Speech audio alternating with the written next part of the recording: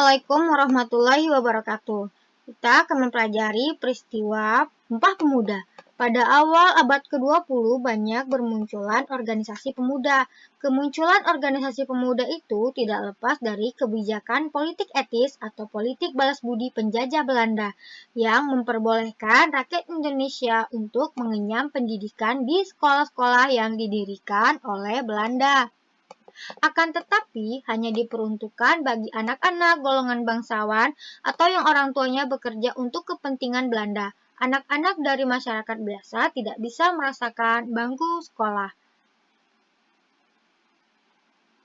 Dari pendidikan Belanda itu, lahirlah golongan terpelajar yang bersemangat, pandai dan cerdas, serta memiliki semangat kebangsaan yang tinggi.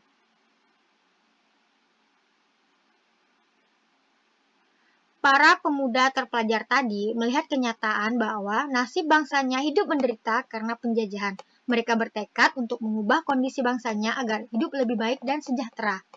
Belanda tidak mungkin dikalahkan dengan senjata karena senjata mereka lebih hebat dibandingkan bangsa Indonesia.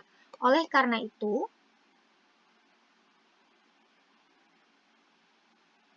Belanda hanya mungkin dapat dikalahkan dengan kecerdasan, pengetahuan, wawasan.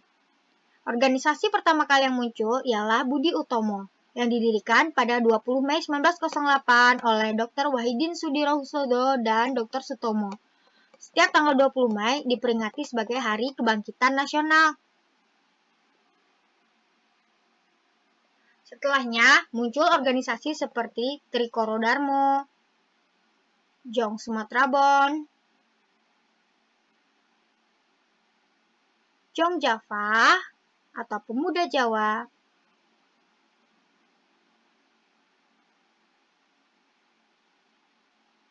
Jong Minahasa, Jong Celebes, dan Jong Ambon. Tumbuhnya organisasi kepemudaan ternyata tidak membuat para pemuda puas. Hal ini disebabkan organisasi pemuda itu hanya berpikir mengenai kemajuan suku bangsa, daerah, dan agamanya sendiri-sendiri. Oleh karena itu, diadakanlah Kongres Pemuda I.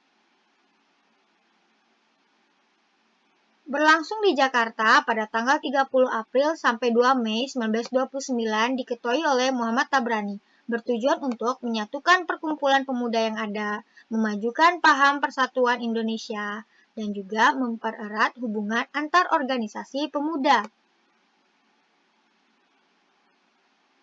Agar tercapai, maka dibentuklah PPPI atau Perhimpunan Pelajar-Pelajar Indonesia pada bulan September 1926. Kongres Pemuda II.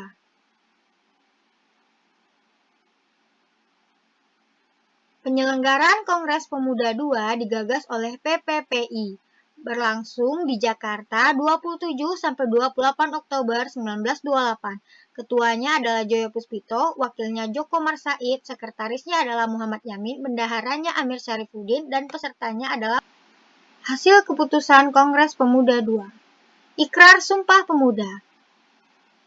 Sumpah Pemuda, kami putra dan putri Indonesia mengaku bertumpah darah yang satu, tanah air Indonesia. Kami putra dan putri Indonesia mengaku berbangsa yang satu, bangsa Indonesia.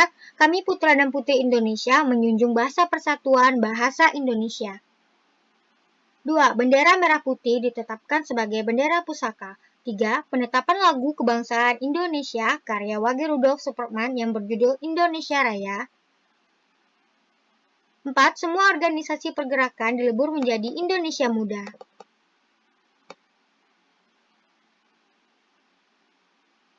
Kini, setiap tanggal 28 Oktober diperingati sebagai Hari Sumpah Pemuda. Sumpah Pemuda merupakan peristiwa yang sangat bersejarah di tengah suasana penjajahan kala itu. Dengan tekad yang kuat, para pemuda menyerukan dan mengikrarkan diri untuk bersatu dalam bangsa yang sama, tanah air yang sama, dan bahasa yang sama, yaitu Indonesia.